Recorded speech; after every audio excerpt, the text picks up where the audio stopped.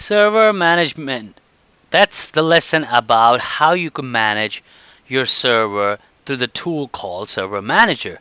Server Manager is one of the administrative tools to perform many tasks, and those are like adding roles, adding or removing features.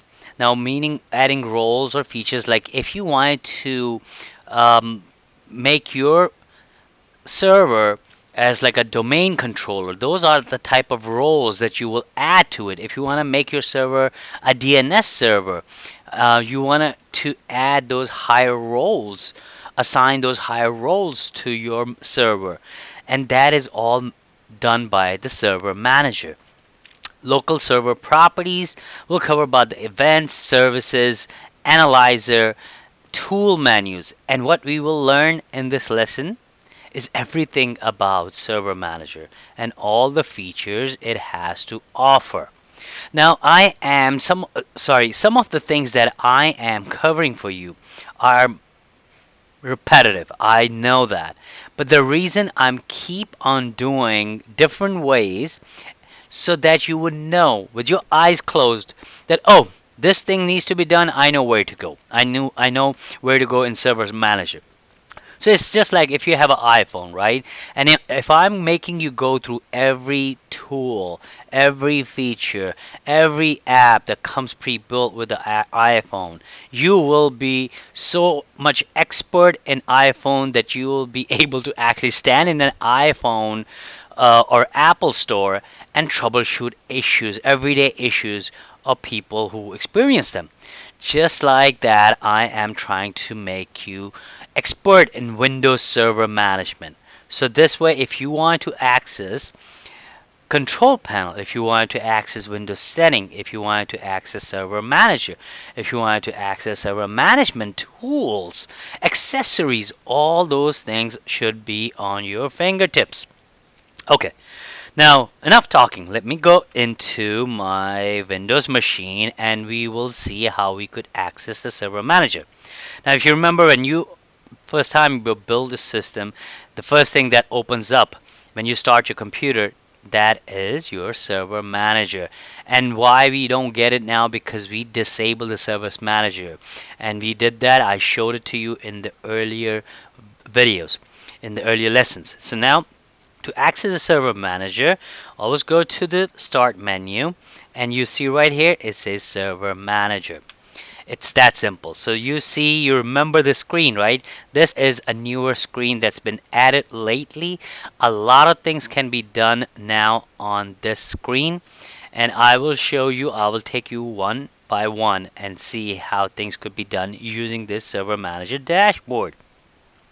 Now, I know you could actually go into click, click, click and everything. I have no doubt about it. But are you actually going to go and do it? But since I am here to teach you, and I will definitely take any questions if you have after going through this lesson, if something that I have missed. Okay, anyway. Now, the first thing when you open up a service manager, I told you when you go to manage and there is this server manager properties, and we have checked this mark. It says do not start server manager automatically at log on. Remember, every time we would log in, it would start server manager. Sometimes it get annoying. I don't like it personally, so I keep it checked so it doesn't show up again. So anyway, if you want to see it every time you log in, you could go ahead and uncheck it. That's fine. Now, when on this dashboard, the quick start, what's new, learn more, these are the few new things that are added. So in quick start, there are few tasks that are given to you right there, right at the door. And the first one is add roles and features. Second, add other servers to manage. Meaning, if you wanted to make this server like a main centralized server and you wanted to add other servers to this server so you could manage them, you could use that feature. Create a server group. If you want to create a server group, you could also do that on the same side when we created the users and groups. Connect this server to cloud services. What is the cloud for Microsoft? Do you guys know that? Any guesses? It's Azure. So it doesn't mean that you are stuck to that Microsoft cloud. You could also connect your server to Amazon cloud or other cloud services that are out there. Okay, so this is about configuring local server. So if you wanted to add roles and features, um, what are the different types of roles and features that are available to you? So let's go ahead and click add roles and features. And you'll see it has this. Before you begin, this wizard helps you install roles, role services, or features. You determine which roles, role services, or features to install based on computing needs of your organization, such as sharing documents or hosting a website. So basically, you could even set up a Samba server or sharing file system or create a web server with these roles and features. Anyway, so it's just a message before you begin. You could click on this, say skip this page by default, meaning every time you click on this add server roles and features, this message is not going to show up. But that's okay, it's really up to you, as I said. Now, if you notice, let me make this a little smaller. Sorry guys, my window is not that big. Okay, right here. I just maximize it. So if your screen has a high resolution, then this entire window is probably going to look very small for you. So you could change this resolution as well if you want to, by going to the personalization, and you remember we covered that, and you go to theme and um, desktop icon, advanced setting. No, sorry. Uh, Background. What was the resolution? It was I think on the display setting. Sorry, yes, in the display setting you could change the display resolution. Oops.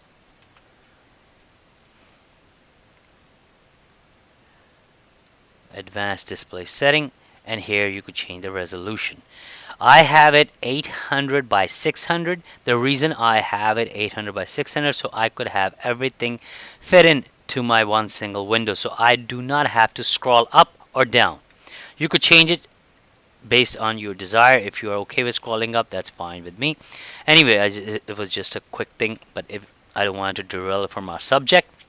Okay, so it says before you continue, verify the following task has been completed. Administrative account has a strong password.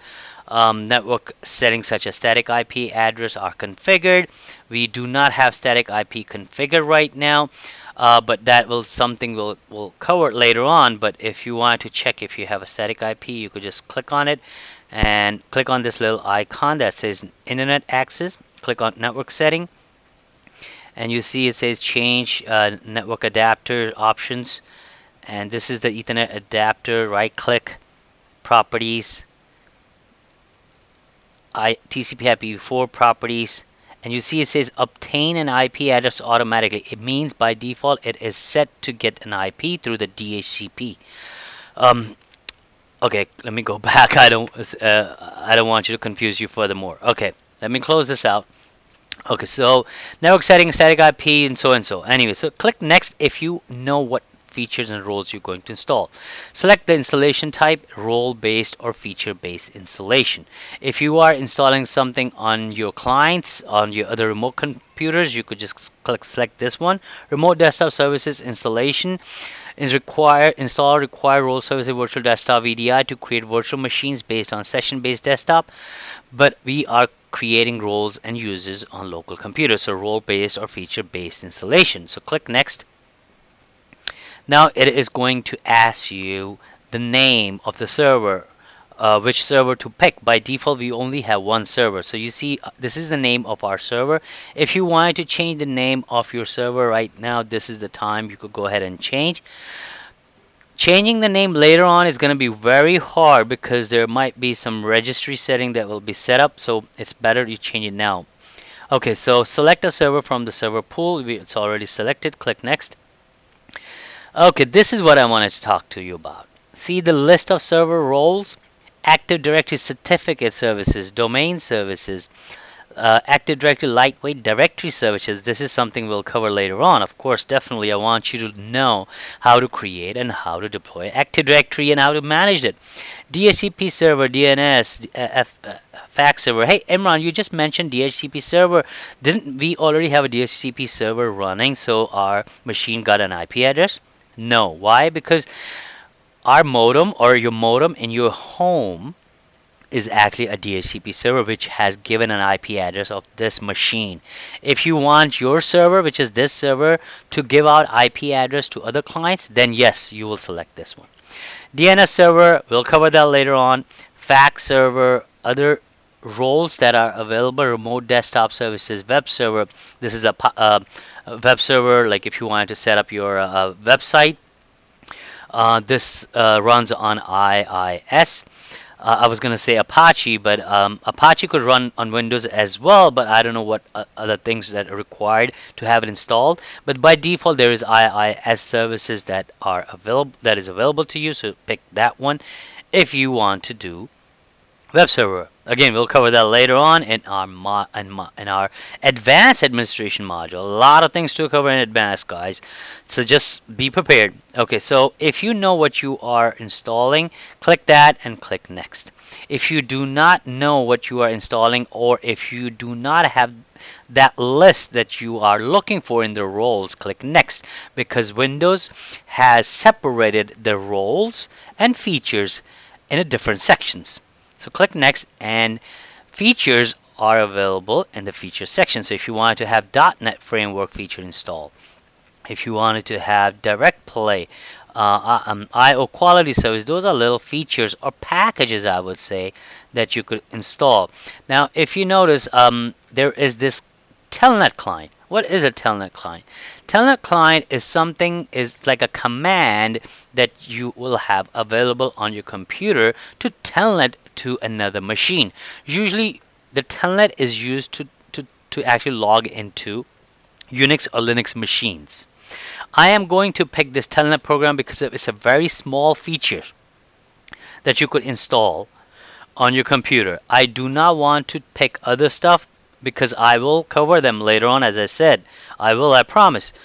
The reason I'm picking that right now is since we are already covering the server manager, so that's why I want to pick this. So before I install this, go to Start, Search menu, and go to Command Prompt, and I want you to type telnet. You see, it says telnet is not recognized as an internal or external command, operable program, or batch file, which means Windows does not know what telnet is because it does not have that feature installed, guys. So what we'll do, we'll pick that and install that feature. Restart the destination server automatically if required. We are not installing on the destination server. If you want to install your own servers, you could also pick that. That's fine. If a restart is required, the server restart automatically without additional notification. Do you want to allow automatic restart? I am not 100% sure if this requires automatic restart, but that's fine. I'll go ahead and click yes and click install.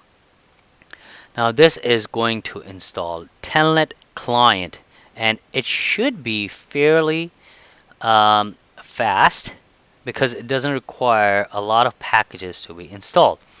Alright, so anyway, while it's going through the feature installation, I will go back to our server manager. Oops, right here. And now as you know, we have covered adding roles and features. That's how you install roles and features. If I remember correctly, we had in earlier versions of Windows Server, I'm not sure which version, if you wanted to add a feature or roles, I remember I had a trouble where those type of things were not available like that. If your disk was not inserted. So now, regardless if your disk is inserted or not, these roles or features are already there for you, but it's just not enabled or not installed. But they are downloaded somewhere in your server. Okay, so let's check real quick if our feature is installed. Installation succeeded on Lab Windows. Perfecto! Okay, let's close it. And now let's go back to our Windows command prompt. And now I want you to type telnet again and hit enter. And you'll see it says, welcome to Microsoft Telnet client. Escape characters, control so and so. That's okay. You see, now it recognized that command, telnet. Telnet is a little program, a little feature that probably has one little package with it or one little service with it that you could install, and then you could run that command. So let's exit out. Sorry, you have to do type quit to quit out of telnet prompt, and then type exit to exit out of DOS prompt. Okay, so add other servers, we covered that. Create a server group and connect to the server. So this is about the main dashboard. Let's go to local server. If you want to know the local server information, the work group, the remote management, some information that you want to know about your local server, the time it is configured, the system processes, the system memory, all that information. See right here, 3 gig installed memory, disk space, the CPU can also be viewed here. Events that happened in the system, these are the same events that you could see while you go to the event viewer. We already talked about event viewers. All servers. Now if you have multiple servers that you are managing from this server, then you will see those multiple servers here and the events here. Files and storage services. If you want to create newer file system, newer volumes, you will see them here. Right now we have only C drive and the volume, this one, which is a reserved volume that is attached. So C drive is for 50 gig, as you know. Disks, we have one disk, again 50 gig. Storage pool, if you want to carve out additional pool and you wanted to share that to with the different server, then you could actually create it over here. Let's go back to our server right here, dashboard. Now this is what I have already covered. As you add the roles and features, they will show up right here, roles and servers group. It says role 1, server groups 1, server total 1. So we have one of them. And what are those? If you could go to manageability, you'll see file, server, storage. This one we don't have. Events, performance, you could also access there. Same thing, services, if you want to access the services that are running. Download map manager, Google update services. These are the services that are stopped right now, but why they are showing here? Let me see why. Maybe because it is stopped, that's what it's complaining about, that this service, kernel power service, is not running, I believe. Anyway, so these are basically events and services and the servers. Oops, sorry. And the servers that are out there, and server roles and server groups. Okay, so now let's go up there, and there's this little flag here. It says notification. If you are adding roles and features, all those roles and features will show up here, and the feature and whatever that you install. Manage the menu, add roles and features. Same thing as it is showing up here. Remove roles and features. If you have installed a role or feature, you could remove it by just clicking in the role and features here. Now you're probably thinking, hey, how come I cannot remove that feature or role through the control panel? It's a fair question. Let's go to control panel and click on uninstall a program. And you see, Imran, wait a second, how come you just installed Telnet but it is not showing up here on the program? Because the reason is that because it is a built-in feature of Windows that does not show up in the list of programs. Most likely the programs that's going to show up here are the third-party tools that you install. So if you wanted to remove, you could use this remove role and feature. Click next, next, next, and you'll see you come down and you see I have this Telnet client connected. Check, uncheck it, next, next, and it will remove it. But for now, just leave it, cancel it. Manage, add server, create groups, so same thing we covered about. Tools, this is the important ones. This is what I wanted to cover as well. Component services, what are the component services? These are the component services which has the event viewer, which has the event viewer we already covered about. Services, what are the services running in Windows machine? We covered that already. Computer management, if you wanted to add a user, remember we went there to local user and add a user, we did that here. Now task scheduler, we covered that as well. The task scheduler, we could go in here and create a task through computer management, or you could just type it here, task manager. Events, share folder, performance. If you want to see your system performance, you could come here and open resource monitor. This is the same resource monitor that we covered when we went to task manager or taskbar. Click on task manager, performances, and we came down to this performance manager. And you see right here it says open resource monitor. See, it looks the same? Yes. So there are many different ways you could open up programs or features or anything that computer manages through different ways. Device manager, it tells you exactly what is inside of your computer and outside of your computer attached. Storage, disk management. The storage is a big topic. We will cover the storage topic when we get to the module. I believe it's 8. It's all about storage and the application services. Close this down, then go back to tools, defragmentation and optimize disk. If you deleted some files and you still haven't recovered your disk space, you will run this tool. It will defragment your disk and bring your space back. It'll take some time. Disk cleanup, pretty much the same, works the same way, but the difference between disk cleanup is disk cleanup again. If you have something in the cookies or some cache disk, it will also clean up that as well. Whereas this defragment will actually go into the disk, and any block or sector that are not matching with the files or that are not exactly on the same track, it will actually bring those blocks back to its track. I hope you know how the system writes information on the disk. It writes in sectors, in blocks. So then this defragmentation will actually go into the disk and clean things out for you. Event viewer, we know that SCSI initiator if you're attaching any external disk.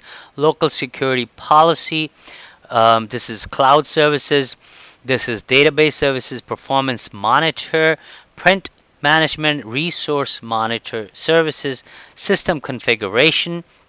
These are the system configuration. If you want your system to start at boot time and run certain programs, you go into the startup. The startup items are not enabled. Okay, so we don't have any enabled system. So if you go to normal startup, you can also start up your computer in diagnostic mode. Boot, if you wanted to change any boot advanced option, you could change it here. Services, these are the services that are running, and these are the services that also start up during your boot time. If you, let's say, if you pick this service, which is stop right now, or let's say pick this one, right? If you pick the services running, base filtering engine, you uncheck it. It means when you boot your system, this service will not start at boot time. So let's keep it enabled. I'm just gonna cancel this out again. I'll go back in just to check system configuration again and go to services. So this is about service startup. I covered that. Tools, if you have certain tools, tool name, tool description, what is the location of that information. If you wanted to know where I could run the programs, you could also, this is the command, a script that will bring up your programs. If you wanted to use the same thing, let's say copy, go to your C drive and paste it and hit enter. See, it brought your programs and features. Isn't that amazing? Isn't that a cool feature? You could do that same thing with all the programs or tools that you have here. It'll tell you the location of your information. So if you want to start the perfmon, you could go back in here and run, and it will start your performance monitor. So you could also create little scripts if you wanted to start that by default. Okay, so let's cancel out from here and go back to tools, task scheduler, Windows firewall, and advanced security. Windows firewall, right now I have Windows firewall on. If I leave it off, then if someone is trying to connect to my machine, then it will refuse it, and it will also go through a lot of checking when we go to the internet. So what I do usually, I'll go to Windows Firewall properties and I'll disable Windows Firewall. But make sure if you are in a corporate environment and your machine is facing internet, then I would prefer that you leave it off. But if you are in a lab environment, or if you are in an environment which is behind so many networking firewalls, then you could actually leave it off as well. So inbound rules, these are the inbound rules. If your firewall is running, you could specify that as well. We'll cover firewall later down the road in other sections. So for now, private, public, leave everything off and apply. Okay, so going back to the tools, and then you have PowerShell, different backups, the Windows Server backup if you want to perform backup. Remember when we went to the backup, it says you cannot perform a single backup scheduler regular because we do not have a backup installed in our computer. And how do we have to install our backup? I will leave that task for you to add a feature and role and install backup on your server. Then view, if you wanted to change the view of your dashboard, if you want to make it bigger, you could change it. I'll keep it 75, small one. And if you have any information, if you need more help on Windows Server Manager, you can find it right here. Alright guys, a lot of things that we covered. I hope you understand every single thing that Server Manager has to offer.